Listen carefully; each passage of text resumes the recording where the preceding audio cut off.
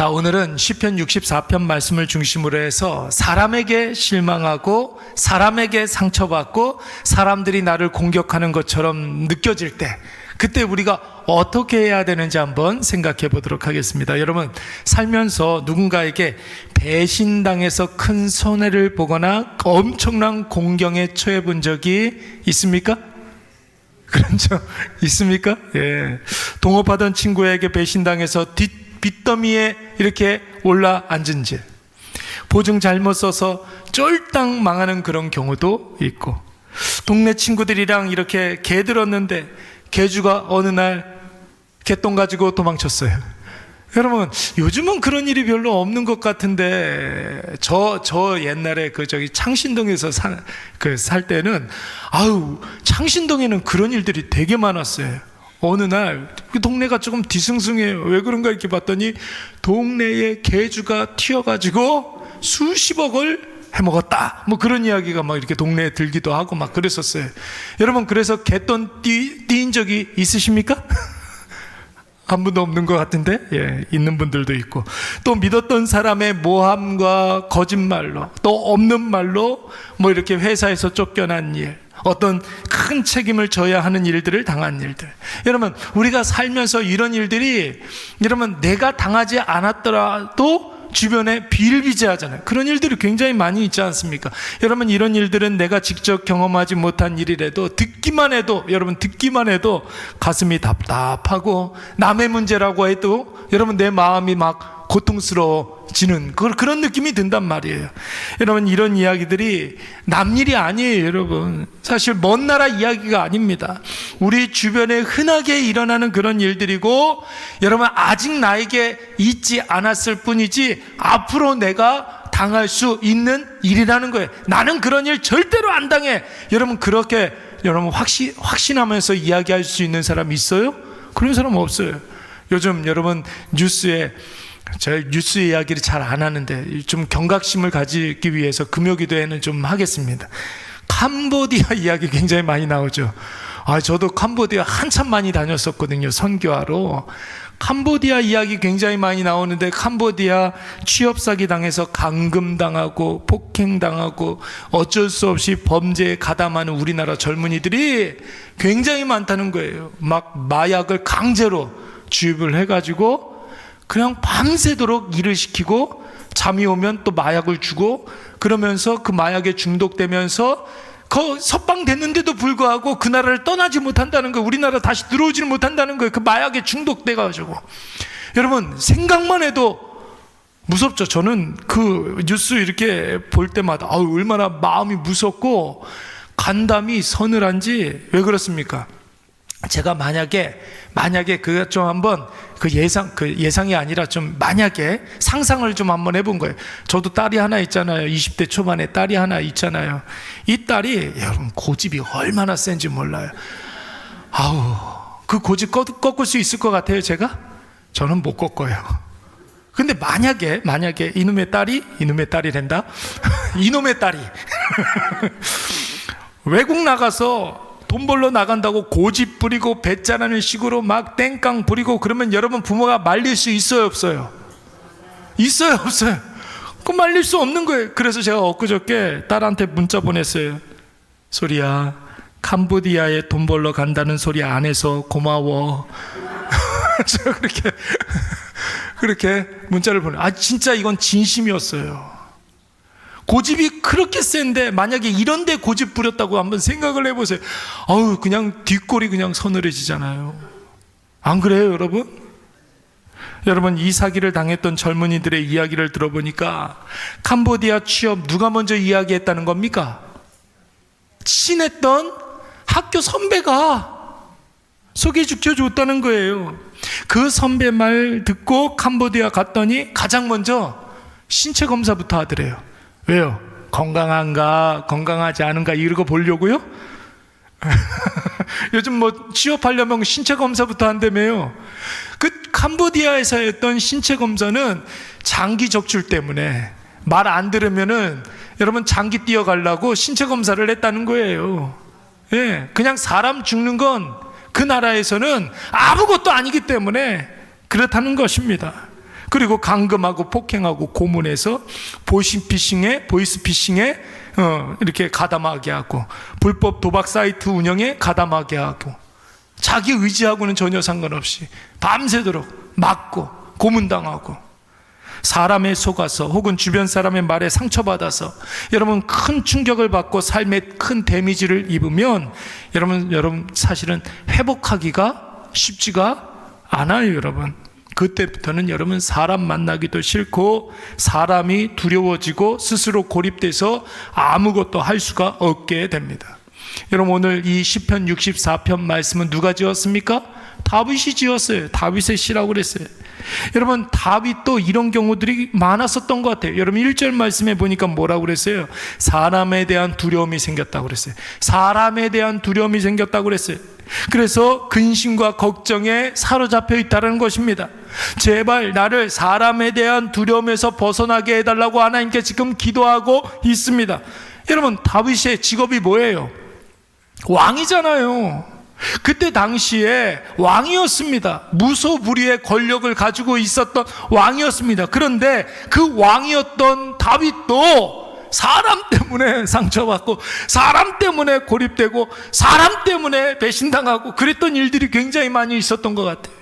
아무리 주석을 찾아봐도 이 시편 64편과 연관이 있는 그런 사건이 무엇인가 나오질 않더라고요. 그래서 제가 사무엘상, 사무엘하에 나오는 다윗이 인간관계로 인해서 고통받았을 때가 언제인가 쭉 이렇게 찾아봤더니 한 5군데 정도 나오더라고요. 첫 번째는 그의 장인, 장인어른이 누구예요? 다윗의 장인어른 사울이 죽이려고 그랬잖아요. 아니, 장인이 죽이려고 했단 말이에요. 얼마나 큰 상처였겠습니까? 가진 거 다 놓고 야반도주하고 광야로 도망가 버리고 말았어요. 두 번째는 자신이 도와주던 나발이, 평상시에는 여러분 그들의 양을 승냥이 때로부터, 늑대 때로부터, 도적 때로부터, 강도 때로부터 지켜주고, 일손이 부족하면은 다윗의 사람들이 이렇게 가가지고 발 걷어붙이고 같이 일도 해주고 그랬는데, 양털 깎는 그 시기가 되었을 때 여러분 다윗을 광야에 출몰하는 강도 취급했단 말이에요. 사람에 대해서 얼마나, 그때 여러분 누구죠? 다윗이 얼마나 분개했는지 몰라요. 이성을 차리지 못하고 이놈의 나발 내가 죽이겠다고 칼 흔들면서 막 가다가 여러분 누구 만났어요? 나발의 아내였던 아비가일을 만나게 되잖아요. 당신은 하나님의 사람인데 이러면서 참잖아요. 세 번째는 자신의 아들 압살롬이 왕위를 찬탈하고 다윗을 죽이려고 했어요. 네 번째는 압살롬의 반역대 아히도벨이라는 사람이 있었어요. 다윗이 믿었던 신하였어요. 세상 다 날 버려도 아히도벨만큼은 나를 버리지 않을 것이다 라고 생각하는데 제일 먼저 자기를 배신하고 압살롬한테 착 갖다 붙였어요. 그래서 다윗을 죽일 수 있는 계략을 제일 먼저 이야기를 했습니다. 그리고 세바라는 사람이 있어요. 다윗의 신하 세바, 다윗의 노년에 이 세바라는 사람이 북쪽의 11개의 지파 사람들을 막 이렇게 모아가지고 선동해서 다윗에게 반기들자 이렇게 주동했던 사람이 바로 세바, 다윗의 충신이었던 세바, 여러분 신하가 있었어요.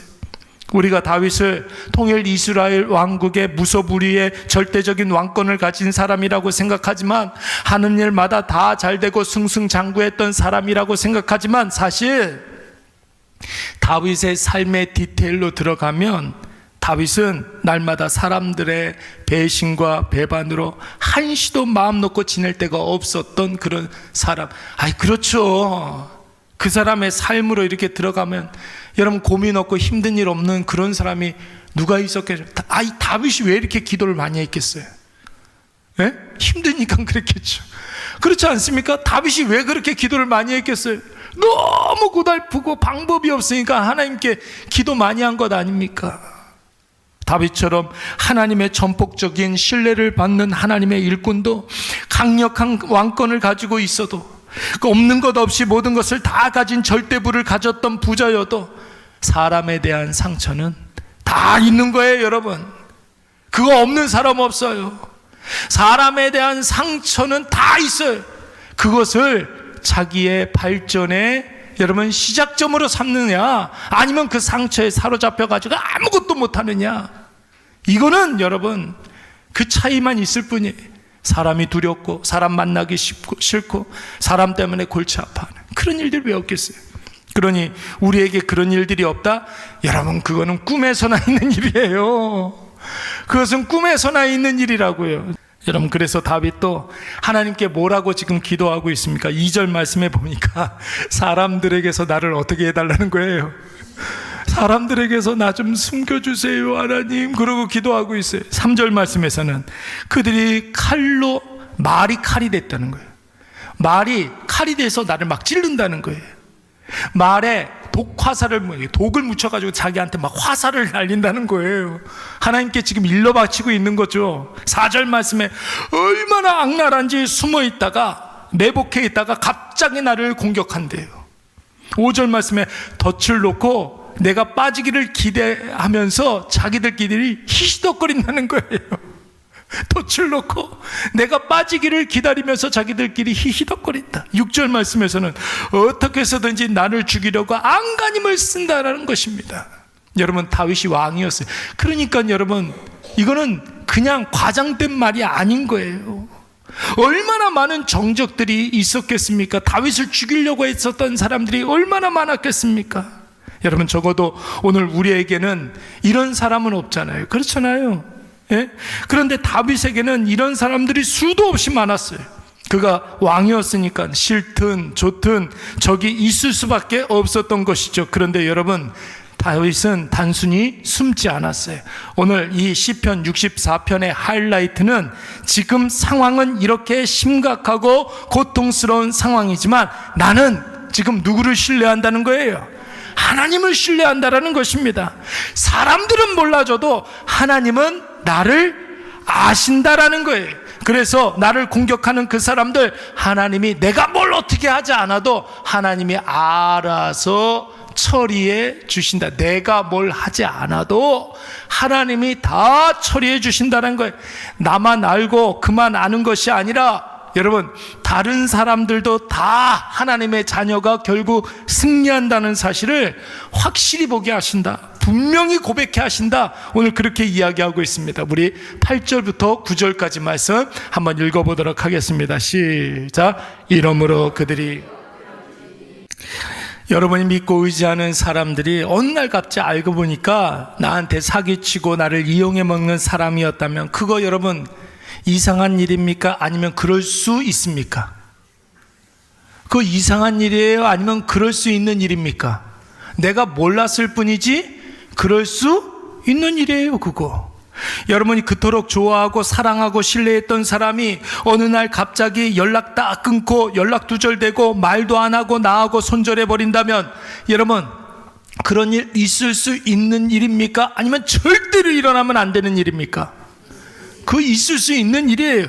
내가 그렇게 잘해주고 헌신적으로 돌봐줬던 사람이 나중에 알고 보니까 내 욕을 하고 다니고 세상에 나를 나쁜 사람으로 낙인 찍어놨다면 여러분 그거 있을 수 있는 일입니까? 절대로 일어나면 안 되는 일입니까? 그거 있을 수 있는 일이에요. 그 사람 하나님이 아니라 뭐기 때문에?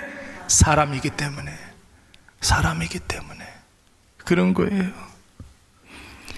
그가 하나님이 아니기 때문에 자기 마음에 들면 간도 내주고 쓸개도 내주지만 자기 마음에 안 들면 세상에 그런 원수가 없는 거예요. 사람이 그런 존재입니다. 그러나 여러분 하나님은 사람과 같지 않습니다. 사람은 그렇죠. 사람은 그렇죠. 근데 하나님은 그렇지가 않아요. 하나님은 우리를 향한 하나님의 그 사랑을 절대로 끊지 않습니다. 이랬다 저랬다 하지 않아요. 하나님은 우리에게 했던 그 약속 절대로 먼저 파기하지 않습니다. 우리가 마음에 안 든다고 욕하고 다니지 않아요. 우리 욕하고 다니지 않아요. 하나님은 우리를 수시로 잊어먹을 수 있지만 우리는 하나님을 수시로 잊어먹을 수 있지만 하나님은 절대로 우리를 잊지 않습니다. 그래서 우리는 하나님을 아버지라고 이야기하는 거예요. 그래서 사람에게 상처받고 사람에게 실망할 때 여기저기 다니면서 나 상처받았다, 누가 나를 이렇게 했다 저렇게 했다 하지 마시고 여러분 누구한테 나와야 되겠습니까? 하나님 앞에 나와 엎드리시기 바랍니다. 하나님께 아뢰시기 바랍니다. 그러면 그 사람이 안 보이고 하나님이 보인다고요. 자꾸만 기도하지 않으니까 자꾸 나한테 뭐라고 하는 그 사람이 생각이 나는 거예요. 여러분, 문제가 있는데 그 문제가 생각나지 않으면 걱정을 안 하잖아요. 생각 안 나면 되는 거 아닙니까? 그렇잖아요. 그 사람 생각이 안 나면 되는 거라는 거예요. 예. 하나님이, 여러분, 광영한 그 찬란한 하나님이 계속해서 생각나고 그 하나님과 깊은 교제를 나누면, 여러분, 사람, 나를 힘들게 했던 그 사람들이 생각나지 아니하고 그 사람에 대한 걱정과 그 사람에 대한 무슨 관계에서 오는 그런 상처 이야기 하지 않는단 말이에요. 오늘 다윗은 이것을 알았기 때문에 오늘 시편 마지막 부분에 뭐라고 이야기하고 있습니까? 우리 10절 말씀 우리 다 같이 한번 읽어볼까요? 시작. 의인은 여호와로 말미암아 즐거워하며 그에게 피하리니 마음이 정직한 자는 다 자랑하리로다. 아멘. 가끔 가다가 옛날에 받았던 상처 그런 이야기 많이 하시는 분들이 많이 있어요.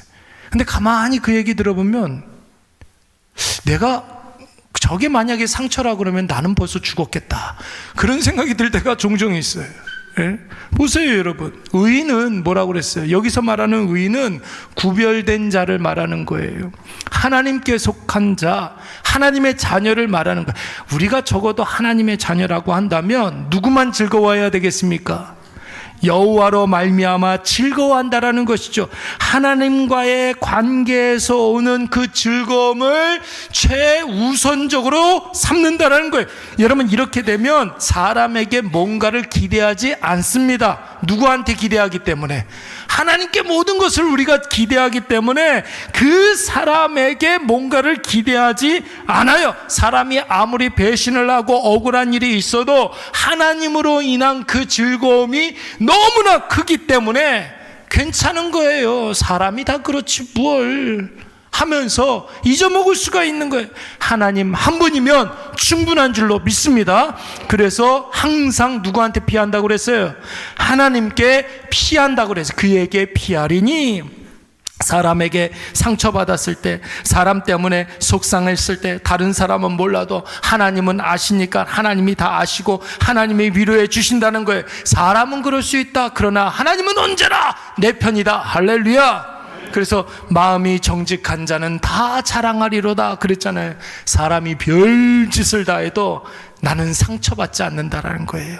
하나도 신경 쓰이지 아니하고 생각나지 아니하고 오직 하나님만 찬양하고 하나님만 즐겁고 하나님만 누리는 것, 여러분, 그것이 가장 행복하다는 것입니다.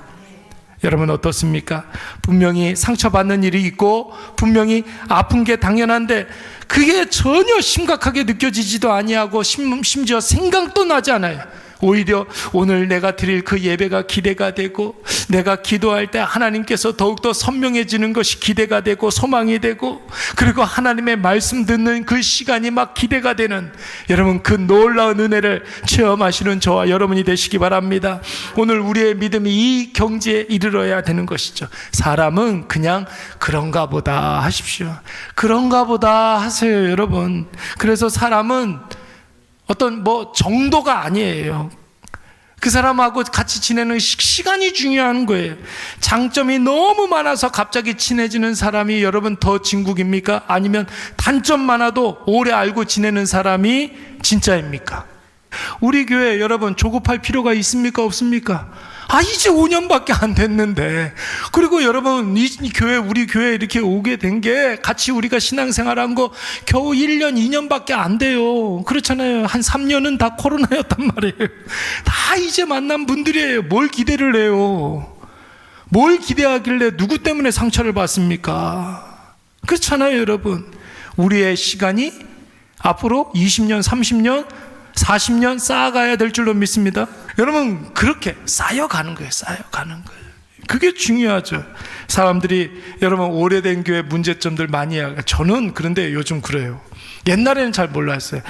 교회가 50주년이 되네 60주년이 되네 그러면 교회가 그냥 오래돼가지고 그냥 전혀 변화도 없고 막 사람들이 그러더라고요. 전 별로 그렇게 생각 안 했는데 요즘 그런 생각이 50년 60년 된 교회들의 내공이 있어요. 그 교회에 켜켜이 쌓여있는 은혜가 있어요. 여러분, 그 은혜가 있기 때문에 절대로 그 교회는 망하지 않아요. 예. 그 은혜가, 여러분, 그 수십 년 동안 쌓였던 그 은혜가 그 교회를 지탱하고 은혜가 넘치게 한다라는 거예요.